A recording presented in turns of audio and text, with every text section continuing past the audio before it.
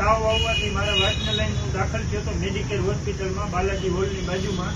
ડોક્ટરનું નામ અમિત વરસાણી સાહેબ. તો સાહેબના મિસ્ટેકના કારણે હું તમને આ વિડીયોમાં ફોટાના માધ્યમથી બતાવીશ કે હોસ્પિટલ અંદર કેવી હાલત ખરાબ થઈ ગઈ. અને અમને 3 મહિના દોડાવ્યા, 35 થી 40 લાખ રૂપિયાનો ખર્ચો કર્યો. અને છતાંય ત્યાંથી અમે એમ્બ્યુલન્સમાં લઈને પછી બીજી હોસ્પિટલમાં ગયા. ત્યાં 4 દિવસમાં અમને સાહેબે મેળે કરી દીધું. તો આને 2.5-3 મહિના લગી સાહેબે શું કર્યું કે ખબર જ ન પડી. અને રોજથી રોજ તબિયત બગડતી ગઈ. છેલ્લા સ્ટેપે અમે પછી એમ્બ્યુલન્સમાં નાખી અને બીજી હોસ્પિટલમાં ગયા. અને એની મોર અમે એક સ્કિનના ડોક્ટરને બોલાવેલા હતા, જે મેડિકેર હોસ્પિટલમાં અમે દાખલ હતા ત્યારે. તો એ સ્કિનના ડોક્ટરે આ સાહેબની બધી દવા બંધ કરી દીધી. 9-10 જાતની દવા હાલતી હતી. હું અભણ છું, મને વાંચતા નથી આવડતું, પણ 10 જાતની દવા ચાલુ હતી. 10 જાતની દવા બંધ કરી દીધી સ્કિનના ડોક્ટરે, આ મેડિકેર હોસ્પિટલના ડોક્ટર. પછી અમને સાંજે ખબર પડી કે આ સાહેબને કઈ ખબર નથી પડતી. એટલે એના કારણે અમે પછી લગભગ અઢી મહિના થવા આવ્યા છે. પછી અમે બીજી હોસ્પિટલમાં એમ્બ્યુલન્સમાં લઈને વયા ગયા. ને અમને 4 દી સારવાર આપી સાહેબે, અને 4 દી અમને છૂટા કરી દીધા. શું તકલીફ હતી? તાવ હતો, ખાલી ફક્ત તાવ જ હતો. હવે કેવી તકલીફ પડે છે? હવે આ રહી, તમે જોવો જ છો. તમે ક્યાં ક્યાં લડત કરી બાપુ? લડતમાં મેં પછી આને રજા આપી 5મા-6મા મહિનામાં. પછી મેં લગભગ 9મા-10મા મહિનામાં રાજકોટ 2 અરજી આપી હતી, એસપી સાહેબને અને જિલ્લા કલેક્ટર સાહેબને.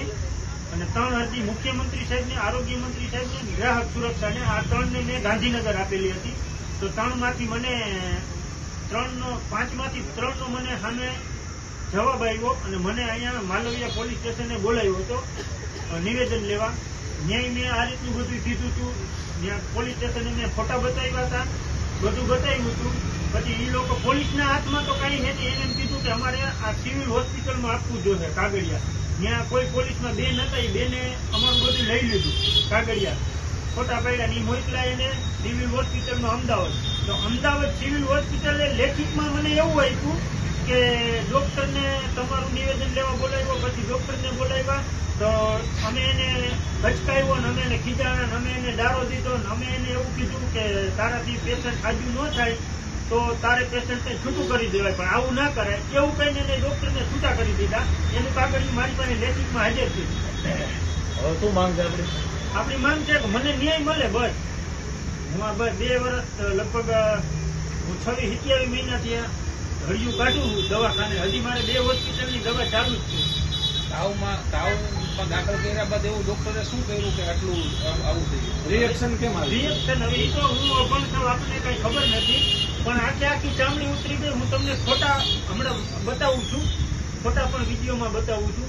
ફોટા પડ્યા છે. આખું ચામડું ઉતરી ગયું. બધાય માથાના વાળ વયા ગયા, 20 નખ વયા ગયા, બધું વયું ગયું.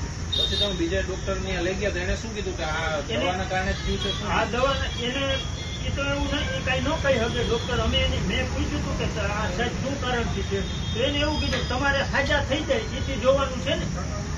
પછી અમે કઈ એમાં બહુ અમે ખેડૂત માણસ છે અને નાના માણસને કોઈ જવાબ ના દઈએ. વચ્ચે જોઈતું તમારે માંગ શું છે? કઈ પ્રકારની ડોક્ટર સામે કાર્યવાહી થઈ જાય, કેસ નોંધાવવો જોઈએ? સાહેબની કાર્યવાહી થાય. અને મેં પેલો વિડીયો આજથી 20-25 દી પહેલા એક મૂક્યો હતો અને હું હોસ્પિટલનું નામ નહોતો બોલ્યો, કારણ કે એની અંદર બીજા 2 ડોક્ટરો સારા હોય તો એને તકલીફ પડે.